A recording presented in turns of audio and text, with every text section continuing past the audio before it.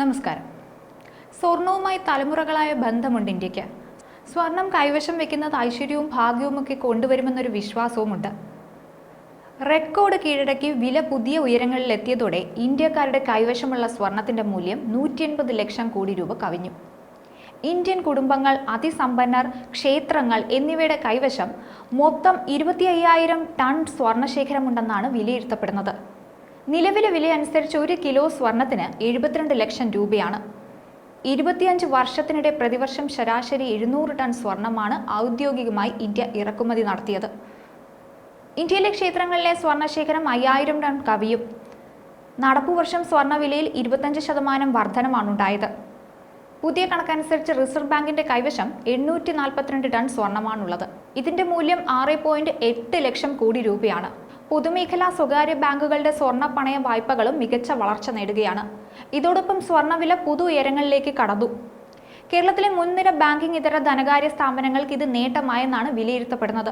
2027 മാർച്ചോടെ ഇന്ത്യയിലെ സ്വർണ്ണ പണയ വിപണി 15 ലക്ഷം കോടി രൂപയിലെത്തുമെന്നാണ് പ്രമുഖ ഗവേഷണ സ്ഥാപനമായ ICRA വ്യക്തമാക്കിയത്. വിദേശ നാണയ ശേഖരത്തിന്റെ ഭാഗമായുള്ള സ്വർണത്തിൽ ജപ്പാനെ പിന്തള്ളി ഇന്ത്യ മുൻനിരയിലെത്തിയിരുന്നു. ഒരുപാട് നിക്ഷേപ പദ്ധതികൾ നിലവിലുണ്ടെങ്കിലും എല്ലാവർക്കും ഒരുപോലെ ഇഷ്ടപ്പെടുന്നതും ഏറ്റവും പഴക്കമേറിയുമായ നിക്ഷേപ പദ്ധതി സ്വർണത്തിൽ നിക്ഷേപിക്കലാണ്. കറൻസി എന്ന നിലയിൽ സ്വർണ്ണ നാണയങ്ങൾ വളരെ കാലം മുമ്പ് തന്നെ ഉപയോഗിച്ചു വന്നിരുന്നു. രണ്ടാം ലോക മഹായുദ്ധത്തിന് ശേഷമാണ് ആഗോളതലത്തിൽ മൂല്യമുള്ള ഒരു സാമ്പത്തിക വിനിമയോപാധിയായി സ്വർണം ഉപയോഗിച്ചു തുടങ്ങിയത്. ഇന്നൊരു രാജ്യത്തിന്റെ സാമ്പത്തിക വളർച്ചാ നിരക്ക് തീരുമാനിക്കുന്നത് ആ രാജ്യത്തുള്ള സ്വർണം കരുതൽ നിക്ഷേപത്തിന്റെ അടിസ്ഥാനത്തിലാണ്. സാമ്പത്തിക ഭദ്രത കൈവരിച്ച രാജ്യങ്ങളെല്ലാം സ്വർണത്തിലാണ് നിക്ഷേപം നടത്തിയിരിക്കുന്നത്. അമേരിക്കൻ വിദേശ നാണയ ശേഖരത്തിന്റെ 74% സ്വർണമാണ്. ആഗോള സ്വർണ്ണ ശേഖരത്തിൽ 11% ഇന്ത്യയാണ് സൂക്ഷിക്കുന്നത്. ലോകത്ത് ഏറ്റവും കൂടുതൽ സ്വർണം കരുതൽ ശേഖരമായി സൂക്ഷിക്കുന്നത് US ഫെഡറൽ റിസർവ് ബാങ്ക് ആണ്. ലോകത്തുള്ള മൊത്തം സ്വർണത്തിന്റെ 25%. ചരിത്രാതീത കാലം മുതൽക്കേ അറിയപ്പെട്ടിരുന്ന അമൂല്യ ലോഹമാണ് സ്വർണം. ഒരുപക്ഷെ മനുഷ്യൻ ആദ്യമായി ഉപയോഗിച്ച ലോഹവും ഇതുതന്നെയായിരിക്കുമെന്നാണ് കരുതപ്പെടുന്നത്.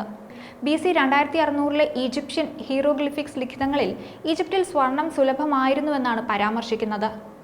ചരിത്രം പരിശോധിച്ചാൽ ഈജിപ്തും ന്യൂബിയയുമാണ് ലോകത്തിൽ ഏറ്റവും അധികം സ്വർണം ഉൽപ്പാദിപ്പിച്ചിരുന്ന മേഖലകളെന്ന് മനസ്സിലാക്കാൻ സാധിക്കും. സ്വർണത്തിന്റെ നിർമ്മാണ ചരിത്രം ഈജിപ്ഷ്യൻ സംസ്കാരങ്ങളുടെ കാലത്തോളം തന്നെ പഴക്കമുണ്ട്. നദീതീരങ്ങളിൽ നിന്നുള്ള മണലിനെയും ചരലിനെയും അരിച്ചെടുത്താണ് അക്കാലത്തിൽ സ്വർണം നിർമ്മിച്ചിരുന്നത്. പുരാതന കാലം മുതൽ ഇന്ത്യയിലും മധ്യേഷ്യയിലും കിഴക്കൻ മെഡിറ്ററേനിയൻ തീരങ്ങളിലും സ്വർണം നിർമ്മിച്ചു പോന്നിരുന്നു. സ്വർണം ആദ്യമായി കുഴിച്ചെടുത്ത് ഉപയോഗിച്ചത് ഇന്ത്യയിലാണ്.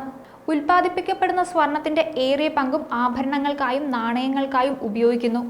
അന്താരാഷ്ട്ര തലത്തിൽ വിവിധ നാണയങ്ങളുടെ വില നിശ്ചയിച്ചിരുന്നതും പണം കൈമാറ്റം നടത്തിയിരുന്നതും മുൻപ് സ്വർണ്ണവിലയെ അടിസ്ഥാനപ്പെടുത്തിയായിരുന്നു. വിനിമയത്തിനായി 1526 മുതൽ 1930 വരെ ഉപയോഗിച്ചിരുന്ന സ്വർണ്ണ നാണയങ്ങൾ 22 കാരറ്റ് സ്വർണത്തിലാണ് ഉണ്ടാക്കിയിരുന്നത്. ന്യൂസ് ഡെസ്ക് ഈനാട് മലയാളം.